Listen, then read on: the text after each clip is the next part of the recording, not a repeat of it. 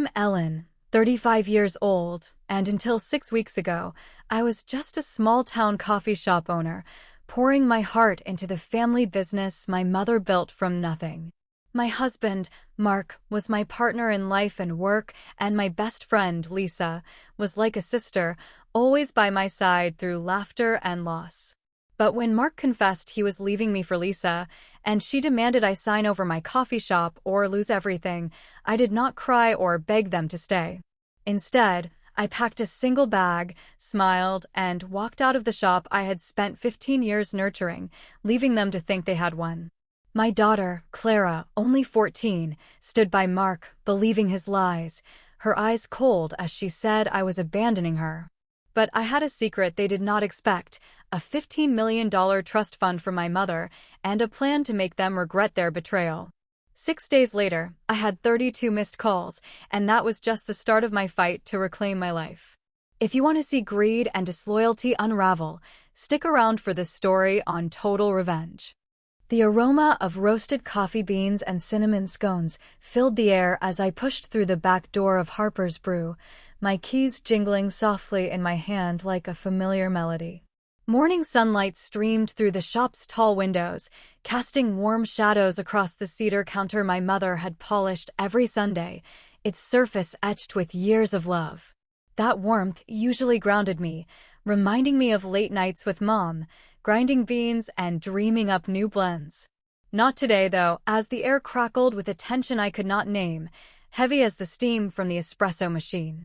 Mark leaned against the counter, checking his phone, his boots scuffing the hardwood floor I had swept last night, his usual grin absent. Lisa sat at a corner table, sipping a latte from my favorite blue mug, a gift from Mom before cancer took her 8 years ago. "Ellen, can you whip up another cappuccino?" Lisa called, her voice light but edged with something sharp, not looking up from her magazine. I set down a tray of fresh muffins, their warmth seeping into my hands, flour dusting my apron like a second skin. "Lisa, I just finished the morning prep," I said, wiping my hands on a towel, the cotton rough against my calloused fingers. "Let me restock the pastry case first, then I will get to drinks." Mark's head snapped up, his eyes narrowing like I had broken an unspoken rule, his jaw tight. "It is just a coffee, Ellen," he said, his tone sharp, implying I was making a mountain out of a molehill.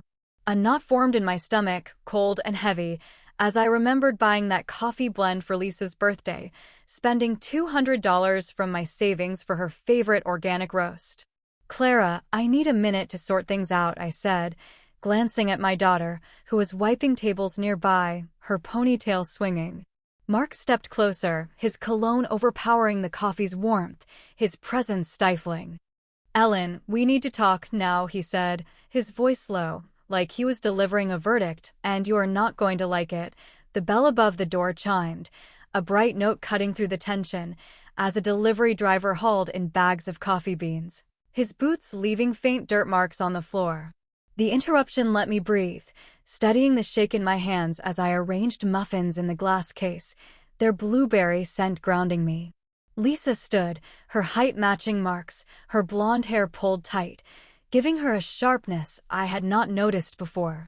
"Ellen, why are you being difficult?" she asked, her voice echoing Mark's, as if they had planned this moment together. Mark folded his arms, his flannel shirt straining, his eyes cold.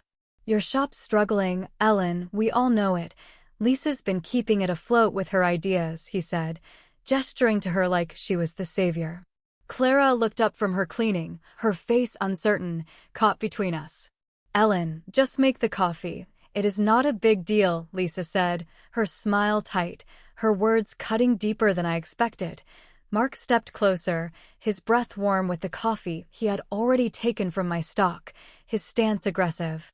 "Ellen, things are changing around here," he said, his voice deliberate. "You either get on board or you are out." I looked at Clara, searching for the girl who used to help me frost cupcakes, her laughter filling the shop on lazy Sundays. She stared back, her eyes mirroring Mark's, no trace of the warmth we once shared. "Mom, just do what Dad says. It is easier," Clara said, her voice small but firm, siding with him. I kept my tone steady, though my heart pounded like a drum, remembering Mom's advice to never let anyone steal my strength. "All right, Mark," I said, watching his shoulders relax, thinking he had won. "I am done," I said, turning toward the back office, my boots steady on the hardwood Mom and I had sanded together 20 years ago. His face froze, the confidence draining like spilled coffee, and Lisa's mouth fell open, as if she expected me to back down, to apologize and rush to the espresso machine. I pulled a canvas duffel bag from the office shelf, its fabric worn from camping trips with Mom, back when life felt simple and full of promise. I packed slowly, deliberately. A change of clothes, my recipe notebook filled with Mom's handwritten blends, her old silver locket, a photo of Clara at 6, her hands dusted with powdered sugar. From the front, I heard Mark and Lisa whispering urgently, their voices sharp, Clara softer, unsure, their words muffled but laced with panic. They thought I would fold, that I could not survive without the shop, without them. I zipped the bag, my hands steady despite the storm inside, and walked back through the shop, the scent of coffee trailing me like a memory. Mark stood by the counter, arms crossed, Lisa beside him, her eyes narrowed, Clara watching silently from the corner. I pushed open the back door, the bell chiming as I stepped into the cool Montana air, leaving without a backward glance. My pickup truck rumbled to life, its engine a familiar hum as I drove away from Harper's Brew, the shop's sign fading in my rearview mirror. The 20-minute drive to Willow Creek wound through golden aspens, their leaves rustling in the October breeze, stirring memories of Mom teaching me to roast beans. I had spent $30,000 on Clara's school trips, working late shifts to cover her camps and lessons, wanting her to have what I never did. Mark's debts came next, $50,000 from my savings to bail out his failed real estate venture, then another $10,000 for his truck when his credit was shot. Lisa's loans followed, $5,000 here, $3,000 there, for her boutique's rent, her car repairs, all because she was family, or so I thought. That is what you do for love, I told myself, but now their betrayal stung like grounds in an overbrewed pot. The inn appeared on the horizon, its peeling paint and flickering neon sign a stark contrast to the shop's warmth. I parked, the gravel crunching under my tires, and carried my bag to a small, clean room with a faded quilt and a creaky table by the window. The room's silence was heavy, not the comforting buzz of the coffee shop, but a hollow quiet that pressed against my chest. I set my duffel on the floor, the thud echoing, and sank onto the bed, its springs groaning under me. My phone held contacts from 15 years of running Harper's Brew, suppliers, customers, old friends from the town's business association. Tomorrow was Saturday, but I could make calls, take steps to protect what was mine. I opened my laptop, the screen's glow harsh in the dim room, and checked my personal account. The balance is a reminder of a life spent building something real. Then I found it, a letter from Mom, tucked in a folder I had not touched since her death, its words a lifeline I did not know I needed. "Ellen, if you are reading this, I am gone," it began, her neat handwriting bringing tears to my eyes. "I set up a trust fund in 1995, $15 million, managed by my friend, attorney Laura Bennett, to protect you and the shop." My hands shook as I read, the sum, $15 million, almost unreal, a fortune hidden while I scraped by on coffee shop profits. Mom had known I might face betrayal, her foresight a shield against those who would take what we built. The letter listed Laura's contact, instructions to access the trust, and a warning, "Keep this from Mark, he will want it for himself." I closed the laptop, the room's silence now a challenge, my mind racing with possibilities. I drove to Laura's office that afternoon, the letter in my pocket, its edges pressing against my thigh like a promise. Her office was in a brick building downtown, smelling of polished wood and fresh coffee, a warmth that eased the chill in my bones. Laura, a sharp-eyed woman in her 50s, greeted me with a hug, her presence steady and sure. "Ellen, your mother told me you would come," she said, leading me to a chair, her voice calm but resolute. She slid a folder across her desk, thick with account statements, legal documents, a trust agreement naming me as sole beneficiary. Mark and Lisa cannot touch it, Laura said, her eyes meeting mine. Your mother made sure of that. She left evidence, letters, recordings, showing Mark's financial demands over the years, Lisa's too. My breath caught as I opened the folder, finding texts from Mark demanding $20,000 for investments, Lisa's emails asking for loans, their words dismissive of my simple life.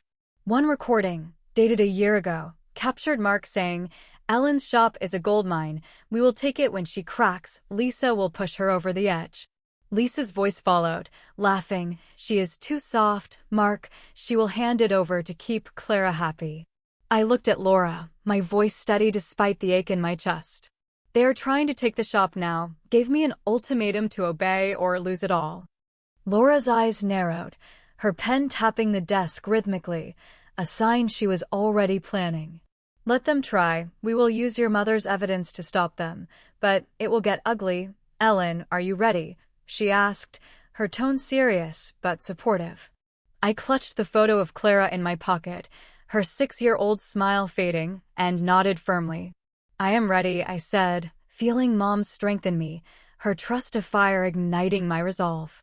Back at the inn, I spread the folder's contents across the table, the neon sign outside flickering like a heartbeat. The trust fund's accounts glowed on my laptop, $15 million, secure and untouchable, a legacy Mom had built in secret. I called Laura again, my voice firm as I spoke. "Check the shop's accounts. Mark's been making moves behind my back. I suspect fraud. By evening, Laura confirmed it. Mark had tried to open new vendor accounts, listing himself as owner, claiming I was stepping down.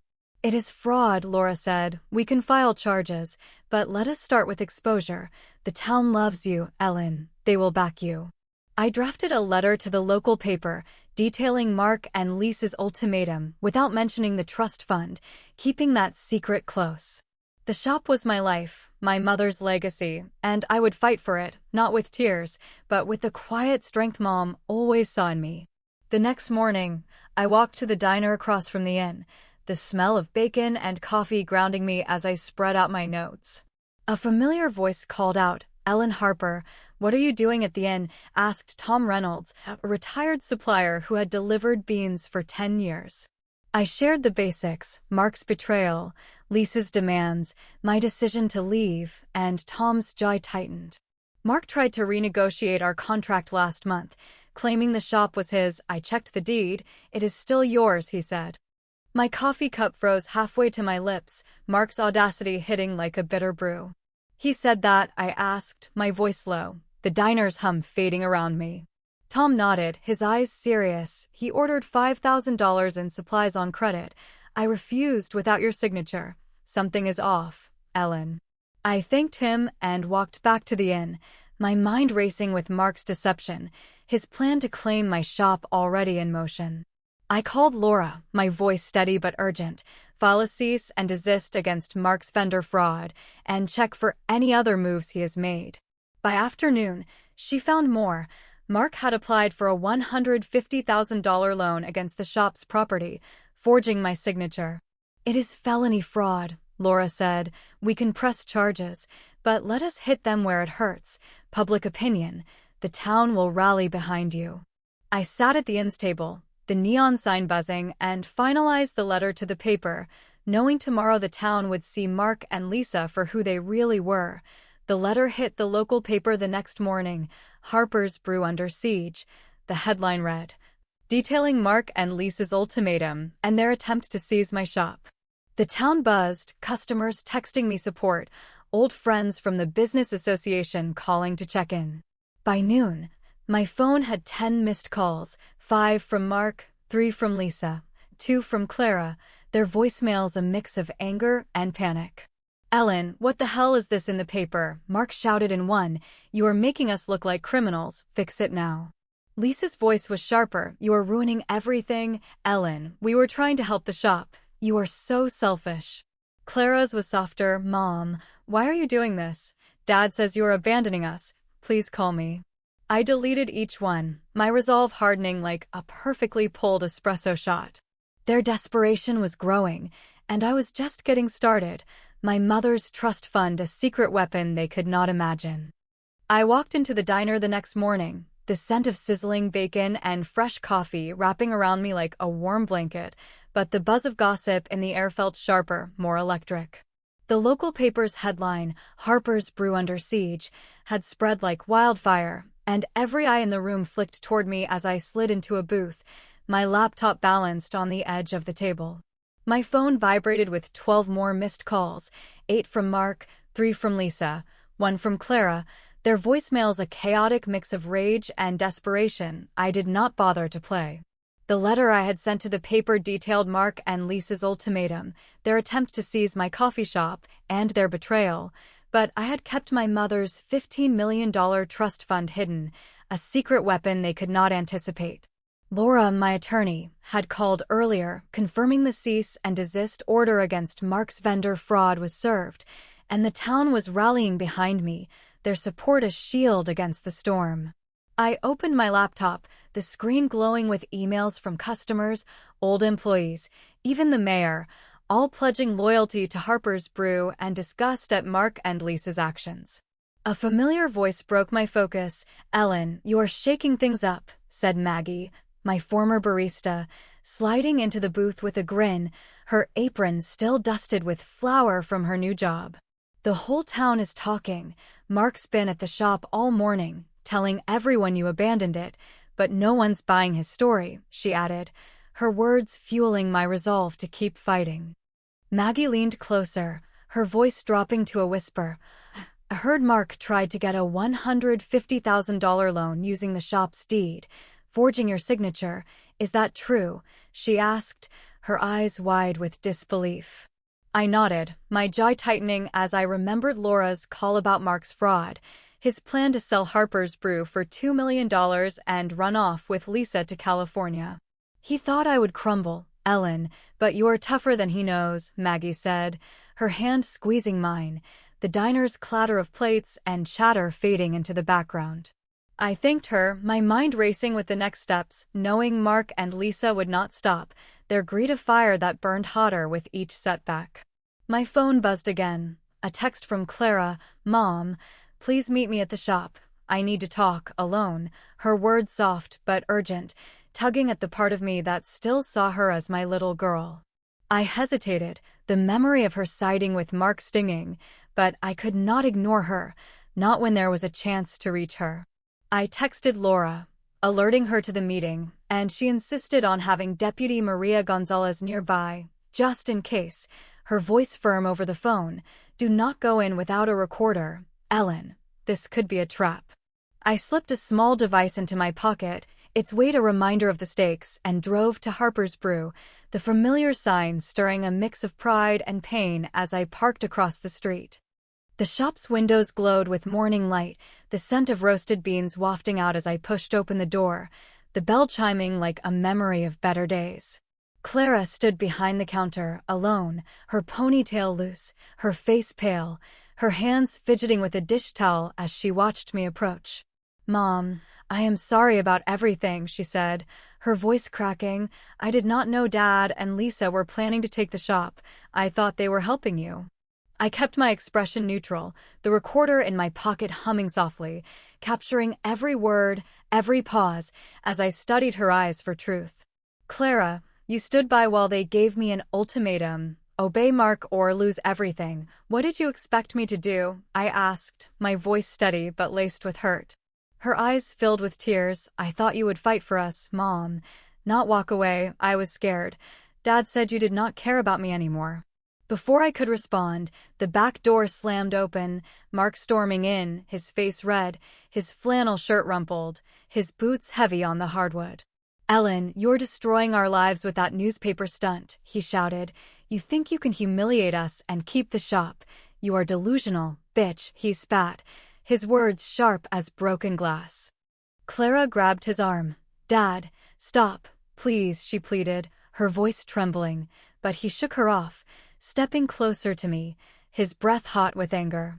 "You froze the accounts, canceled the insurance. You are sabotaging us, Ellen. Sign over the shop now or I will make sure you lose Clara for good," he said, his threat slicing through the air. I hit record harder in my mind, the device catching every syllable as I stood my ground, my boots rooted to the floor, Mom and I had sanded together. Mark, this is my shop, my mother's legacy. You tried to steal it with forged documents, I said, my voice calm but unyielding. You and Lisa betrayed me, and Clara deserves to know the truth. Clara's eyes darted between us, confusion and fear clouding her face, as Mark laughed, bitter and cold. You think you are so noble, Ellen, but you are just a washed-up barista clinging to a failing business. Deputy Maria appeared at the front door, her badge glinting in the sunlight, her voice cutting through the tension. That is enough. Mark, step back now or we will have a problem. Mark froze, his bravado crumbling like overbaked pastry, as Maria turned to me. You okay, Ellen? She asked, her hand resting on her radio. I nodded, my heart racing but steady. I am fine, Maria. Let us end this, I said, feeling the weight of Mom's trust fund behind me, a power Mark could not touch. Maria escorted Mark outside, where a second deputy waited, her patrol car parked prominently in front of the shop, a warning to any onlookers. Clara followed, her face a mix of shame and fear, her hands twisting the dish towel as she glanced back at me. Mom, I did not mean for this to happen, she whispered before stepping out. I stayed inside, the recorder still running, capturing the echo of their footsteps, the chime of the bell as the door closed behind them. The shop felt empty, its warmth drained by their betrayal, but I was not alone, not anymore, with the town's support and Mom's $15 million trust fund as my shield. I called Laura, my voice firm. Mark threatened me in front of Clara. I have it recorded, and he is violating the cease and desist already, I said, the words steady despite the ache in my chest. Laura's response was swift. That is gold, Ellen. We will file charges for fraud and harassment, but we need to move fast. Meet me at my office in an hour. I gathered my things, the photo of Clara at 6 slipping from my pocket, her powdered sugar smile a reminder of what I was fighting for, not just the shop, but her future, her truth. I drove to Laura's office, the letter from Mom in my pocket, its words a mantra, protect what we built, Ellen, do not let them take your dignity. Laura's office smelled of polished wood and fresh coffee, the same comforting aroma as the day before, but now it felt like a war room, papers spread across her desk like battle plans. She listened to the recording, her eyes narrowing as Mark's threats played, his voice loud and desperate. You will lose Clara for good. Bitch, you are nothing without us. This is felony harassment, Ellen, Laura said, her pen scribbling notes. Combined with the forged loan documents, we have enough to bury him, but Lisa is still a wild card. Any sign of her today? I shook my head. She was not at the shop, but Clara mentioned her. I think she is pulling strings behind the scenes, I said, my mind replaying Lisa's cold smile, her demands for the shop. Laura pulled out a file, thick with emails and texts Mom had saved, evidence of Lisa's loans, $10,000 for her boutique, $5,000 for her car, all unpaid, all manipulative. Your mother documented everything, Ellen. Lisa's been cozying up to Mark for years, pushing him to take the shop, Laura said, sliding a text across the desk. Lisa to Mark, 2 years ago. Ellen's too soft. We can take Harper's Brew and sell it for millions. She will never fight back. My stomach churned, the betrayal deeper than I had imagined. Lisa, my best friend since high school, plotting with my husband to steal my life. We leak this to the town blog, Laura said, her voice sharp. Anonymize it, but let everyone know who they really are. You ready for that, Ellen? She asked, her eyes searching mine for hesitation. I nodded, my resolve hardening like a perfectly pulled espresso shot. Do it, I said, knowing exposing Lisa would shatter any chance of salvaging our friendship, but she had chosen Mark over me, just as Clara had chosen him for a moment. Laura sent the recording and text to a local news blog, keeping my name out, and by evening, the post went viral. Harper's Brew owner betrayed by husband and best friend. The headline screamed. Comments flooded in. Ellen is Harper's Brew. Mark and Lisa are snakes. One read, while another said, "We stand with Ellen, boycott their lies." My phone buzzed with support, texts from customers, neighbors, even Clara's teacher, Mrs. Larson, who wrote, "Ellen, you are the heart of this town. We will not let them win." But Clara's silence worried me, her single text the only sign she was still reachable, and I wondered if she was with Mark and Lisa, caught in their web. I called Laura again, my voice steady. "We need to protect Clara. She is only 14. Mark might use her to get to me," I said, the thought of losing her tightening my throat. Laura agreed. "We will file for temporary custody if needed, Ellen, but let us focus on shutting down their access to the shop first," she said, her tone calm but fierce. I hung up, staring at the photo of Clara, her 6-year-old smile a beacon, and knew I had to keep fighting, not just for the shop, but for her, to show her what strength looked like. The next day, the town was ablaze with gossip, the blog posts spreading to social media, hashtags like Save Harper's Brew trending locally, the community's support a wave I could feel. I walked to the diner, heads turning as I entered, whispers of Ellen, "You got this," and "We are with you," following me to my booth. Tom Reynolds, the retired supplier, slid in across from me, his face grim. "Mark was at the shop again, telling customers you are unstable, trying to drum up sympathy," he said, shaking his head. He offered a 20% discount on everything, claiming he is saving the business, but folks walked out when they heard, Tom added, his voice proud. I thanked him, my mind racing. Mark's lies were desperate, but they could sway Clara if she believed them. I texted her, "Clara, I love you. Meet me at the diner, we can talk. Just us," I wrote, hoping to reach her before Mark did. My phone stayed silent, but Laura called, her voice urgent. "Ellen, Mark's applied for another loan, $75,000. Using your shop's equipment as collateral, we need to file charges now."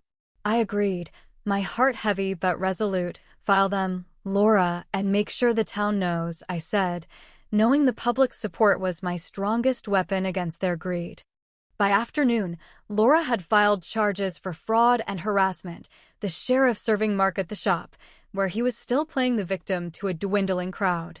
The blog updated its story, "Local man faces fraud charges in coffee shop scandal," and the town's reaction was swift, customers boycotting Harper's Brew while Mark and Lisa ran it.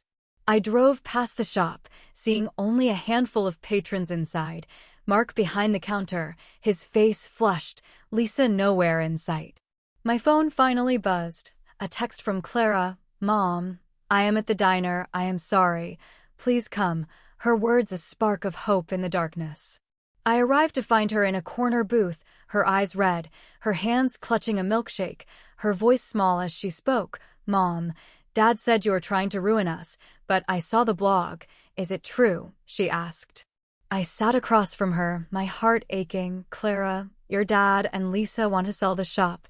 They betrayed us, but I am fighting for you, for our future," I said, reaching for her hand. She pulled back, her eyes searching mine. "Why did you leave, Mom? Why did not you fight them there?" she asked, her voice breaking. I took a deep breath, the recorder still in my pocket, ready for whatever came next. "Clara, I left to protect what Grandma built, but I am not giving up, I promise," I said, hoping my words would reach her. Clara's eyes softened, but before she could respond, Lisa burst through the diner's door, her face twisted with anger, her blonde hair disheveled, her voice loud. "Ellen, you are poisoning this town against us, you selfish bitch," she shouted, drawing every eye. I stood, my voice calm. "Lisa, you slept with my husband and tried to steal my shop. The town sees you for what you are," I said, the recorder catching her outburst. Lisa laughed, cold and sharp. "You think you are so pure, Ellen, but Mark and I are saving Harper's Brew. You are just too weak to see it," she spat, stepping closer. Clara stood, her voice shaking. "Stop it, Lisa. Leave Mom alone," she said, her loyalty shifting, a crack in their hold over her. Maria appeared at the door, her badge flashing. "Lisa, back off now, or you are coming with me," she said, her hand on her radio, the diner silent except for the clink of a dropped spoon. Lisa froze, her eyes starting to Clara, then me, before she stormed out, her heels clicking on the tile. Clara grabbed my hand. "Mom, I believe you. I am sorry I doubted you," she whispered, tears falling, and I hugged her, the weight of her trust heavier than the $15 million. I looked at Maria, nodding. "Let us keep going," I said, knowing Mark and Lisa's desperation would push them to make another mistake when I was ready to catch. The next morning, Laura called with news. "Ellen, Mark's been contacting suppliers, claiming you are mentally unfit, trying to get them to cut off your accounts," she said, her voice tense. "He is desperate, but we have his forged loan documents, the recording from the shop, and now Lisa's public outburst. We can add defamation to the charges," she added. I agreed, my mind on Clara, who was staying with me at the inn, her small bag next to mine, a sign she was choosing me over Mark. We spent the evening talking, her questions pouring out. "Why did Dad do this, Mom? Why did Lisa betray you?" she asked, her voice small but curious.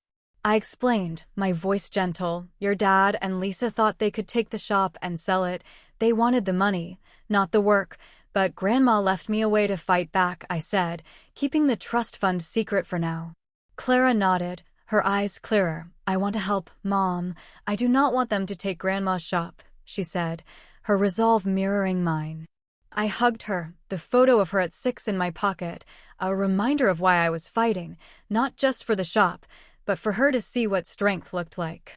The town's support grew stronger, a crowdfunding campaign starting online, Save Harper's Brew, raising $3,000 in a day, unaware of my $15 million safety net, a gesture that warmed my heart as I planned my next move. By Monday, the sheriff had served Lisa with a restraining order, barring her from the shop, her name now tied to marks in the town's gossip. I met Laura at her office, the air thick with the scent of coffee and determination, as she spread out new evidence, bank records showing Mark and Lisa had opened a joint account, funneling shop profits into it. "They siphoned $5,000 last month alone," Laura said, her voice sharp. "We can add theft to the charges, and the town blog is ready to publish it, anonymized, of course." I nodded, my heart heavy but resolute. "Do it, Laura. Let everyone know what they have done," I said, knowing the exposure would hit them harder than any lawsuit. The blog post dropped that afternoon. "Coffee shop betrayal deepens," detailing the stolen profits, the forged loan, Lisa's outburst, and the town erupted, customers refusing to buy from Mark, suppliers cutting him off. My phone buzzed with a text from Clara. "Mom, kids at school are talking. They say Dad and Lisa are finished. I am proud of you," her words a balm to my wounds. I replied, "Stay strong, Clara. We are in this together," and drove to the inn, the neon sign flickering as I planned the next phase, Mark and Lisa's desperation a ticking clock I was ready to outlast.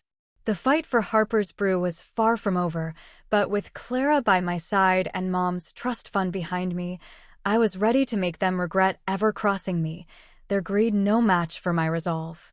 Tuesday morning broke cold and gray, the Montana sky heavy with clouds that mirrored the weight in my chest, but the diner's warmth, with its scent of frying bacon and brewed coffee, offered a fleeting comfort as I slid into my usual booth. The town was still buzzing from the blog post exposing Mark and Lisa's theft of $5,000 from Harper's Brew, their forged $150,000 loan attempt, and Lisa's public outburst. The hashtags Save Harper's Brew and Ellen Fights Back trending on local social media. My phone vibrated with 41 missed calls, 20 from Mark, 15 from Lisa, 6 from unknown numbers, likely reporters sniffing out the scandal, but Clara's single text from last night, "Mom, I am with you," glowed like a beacon in the storm. The $15 million trust fund from my mother, hidden in a letter I found at the Willow Creek Inn, remained my secret weapon, untouchable by Mark and Lisa, a legacy Mom had built to protect me and the coffee shop. Laura, my attorney, had filed charges for fraud, harassment, and theft, and the sheriff had served Lisa a restraining order, barring her from the shop, while Mark's lies about my mental state were crumbling under the town's loyalty to me. Clara, now staying with me at the inn, had chosen me over her father, her 14-year-old heart beginning to see his betrayal. But I knew Mark and Lisa would not stop, their greed a relentless fire. A familiar face approached, Mrs. Larson, Clara's teacher, her eyes kind but serious. "Ellen, the school's talking about you. The kids admire your strength, but Clara's struggling. She needs you now," she said, sliding into the booth. I nodded, my resolve hardening like a perfectly tamped espresso, knowing this fight was not just for Harper's Brew, but for Clara's trust, for showing her what it meant to stand tall against those who would break you.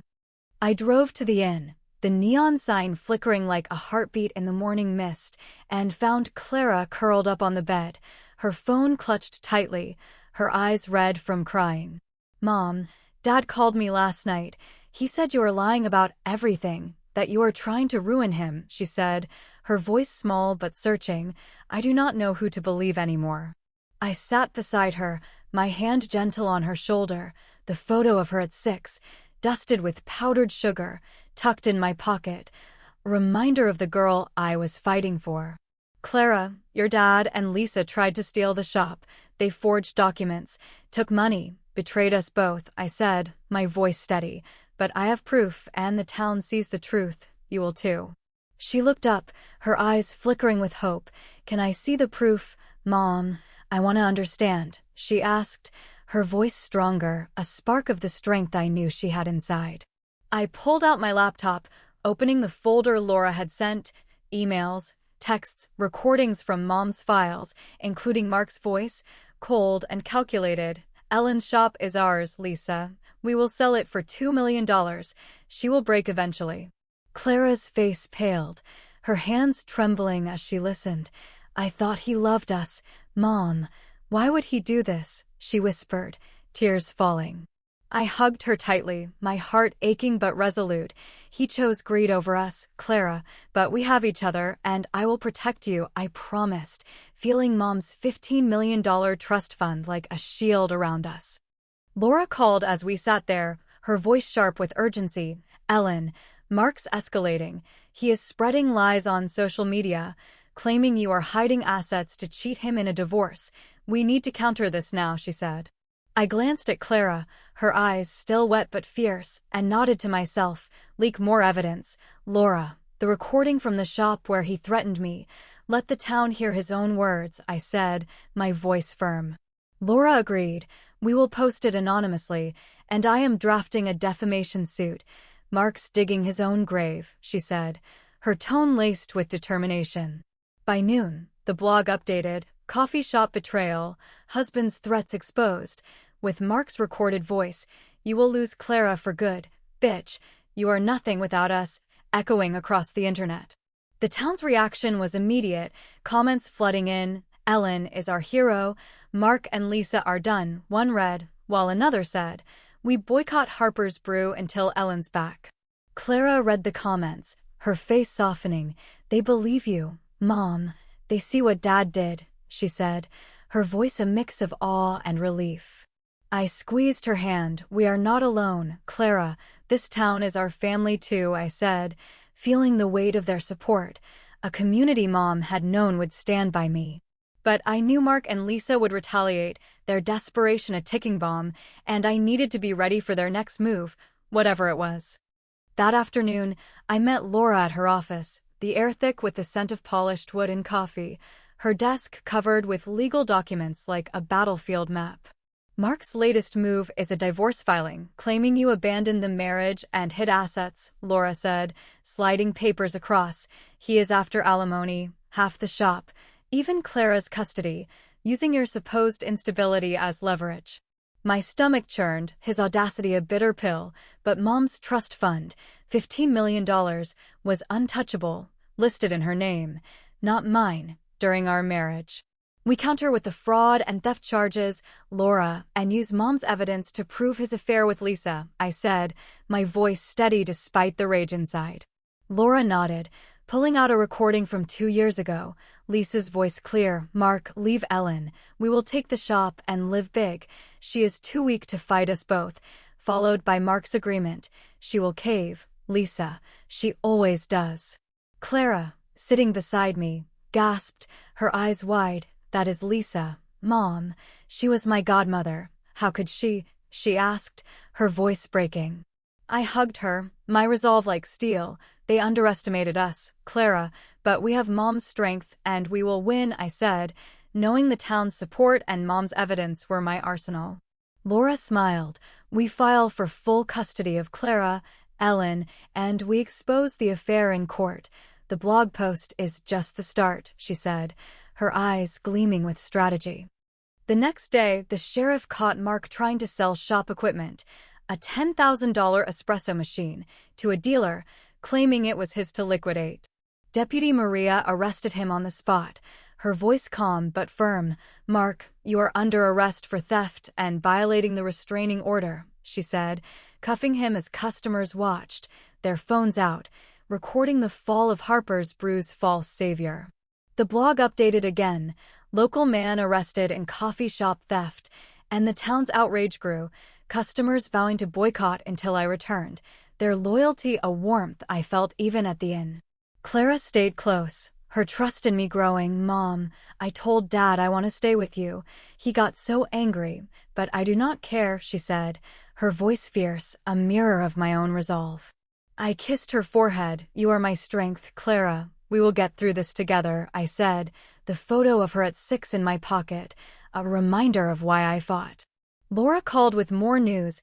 Lisa's been contacting Clara's school, claiming you are unfit, trying to get social services involved. But we have a hearing tomorrow, she said, her voice urgent. I agreed to meet her at the courthouse, knowing Mark and Lisa's lies were unraveling, their greed no match for the truth Mom had armed me with.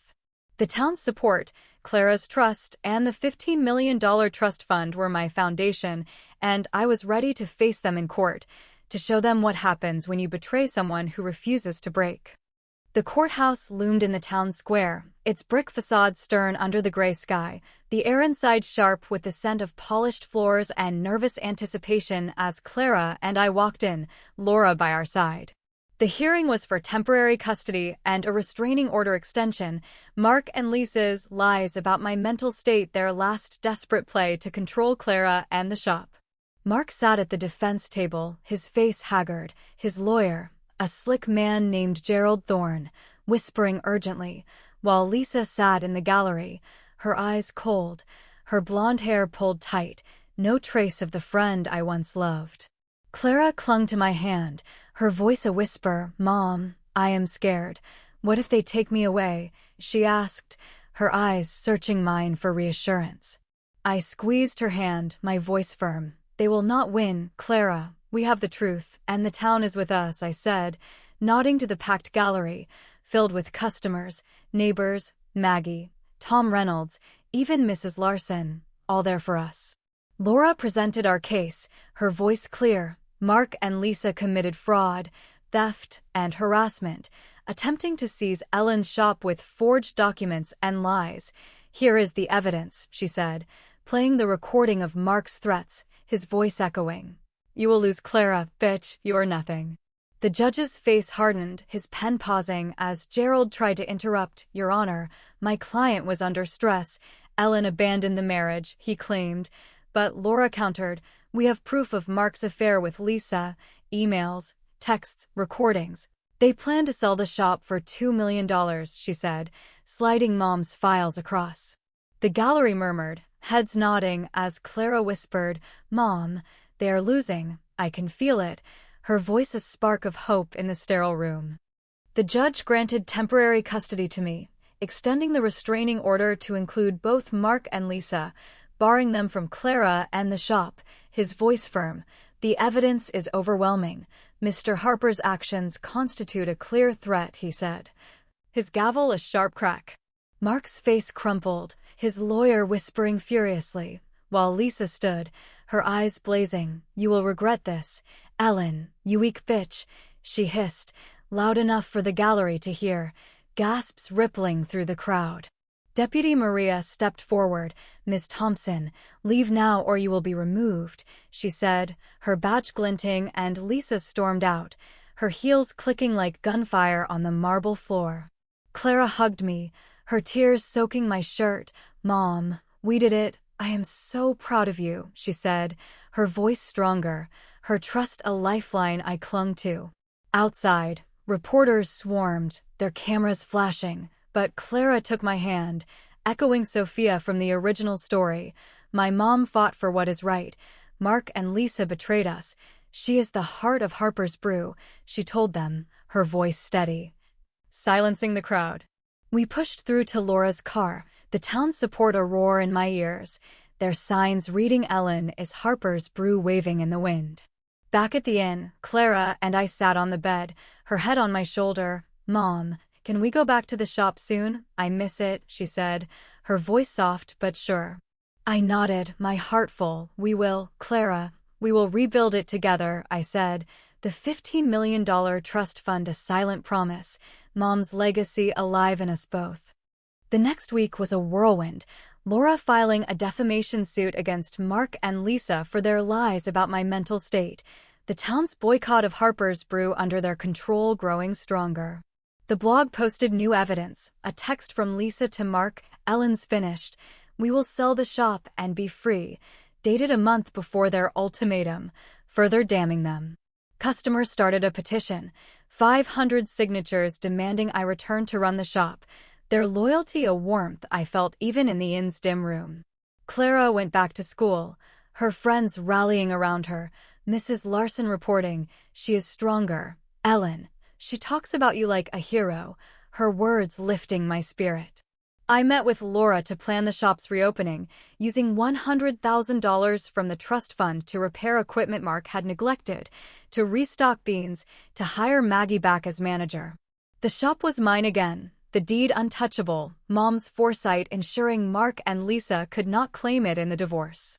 Clara helped design a new sign, Harper's Brew, Ellen and Clara's Place, her idea, her handwriting a tribute to our bond. We set a reopening date, 1 month away, the town buzzing with anticipation, their support a chorus I could not ignore. But I knew Mark and Lisa's final move was coming, their greed too deep to surrender.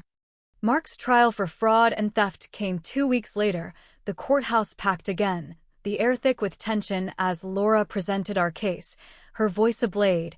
Mark Harper forged documents, stole profits, threatened Ellen. Here is the proof, she said, playing recordings, showing texts, bank records. Gerald Thorne tried to spin it. My client was protecting the business. Ellen's instability forced his hand, he claimed. But the judge cut him off. The evidence contradicts your narrative, Mr. Thorne. Fraud is fraud, he said, his tone sharp. Mark pleaded guilty to avoid a longer sentence, receiving 5 years, his face ashen as the gavel fell, his dreams of $2 million crumbling. Lisa faced a separate hearing, charged with theft and harassment, her lawyer arguing she was manipulated by Mark, but the judge was unmoved, her public outburst and texts proving her intent, sentencing her to 2 years probation. A restraining order permanent. Clara watched both hearings, her hand in mine. Mom, they got what they deserved, but I still feel sad, she said, her voice torn between justice and loss. I hugged her. It is okay to feel both, Clara. They made their choices, but we have ours, I said, my heart aching for her pain but proud of her strength.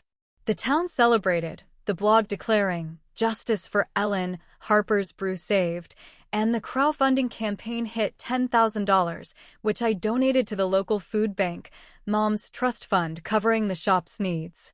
I stood outside the courthouse, Clara by my side, the reporters quieter now, their questions softer. Ellen, what is next for Harper's Brew?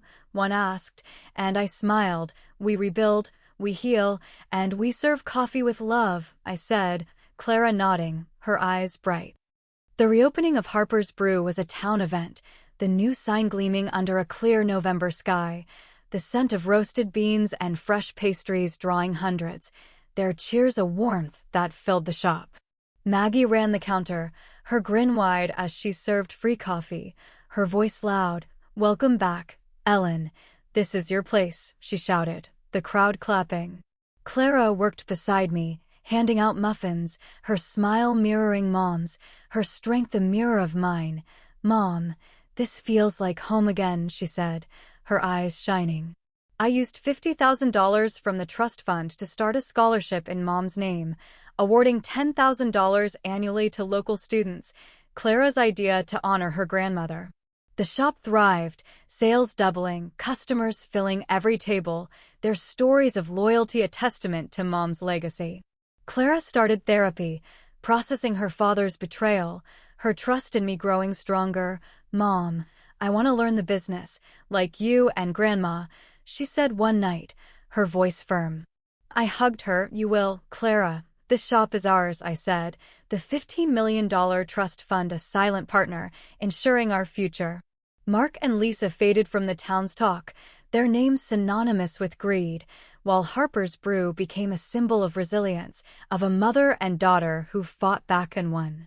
6 months later, Clara and I stood behind the counter, the morning rush in full swing, the espresso machine hissing, the air rich with coffee and hope. The town had made us their own, customers leaving notes. "Ellen, you are our hero. Clara, you are amazing," pinned to a board by the door. Laura stopped by, her briefcase lighter now. "The legal battle's won. Ellen, you did it. The shop's yours. Clara's yours. Your mother would be proud," she said, sipping a latte. Clara grinned. "Mom's tougher than anyone, Miss Bennett," she said, her pride warming me more than the coffee in my hands. We hosted a community night, free pastries and music, the shop glowing with string lights, the town dancing under the stars, their laughter a song of victory. I looked at Clara, her hands dusted with flour, her smile wide. "Mom, we made it," she said, and I nodded, my heart full. "We did, Clara, together," I said, Mom's locket around my neck, her trust fund our foundation. The fight had been brutal, Mark and Lisa's betrayal a wound that would scar, but we had rebuilt, stronger, with a family not of blood but of love, loyalty, and truth. What is your story of standing up to betrayal? How did you find the strength to fight for what is yours? Share in the comments on Total Revenge, and if this resonated, like, subscribe, share. Your support means everything. Thank you for joining our journey. May you find the courage to protect your legacy, no matter the cost.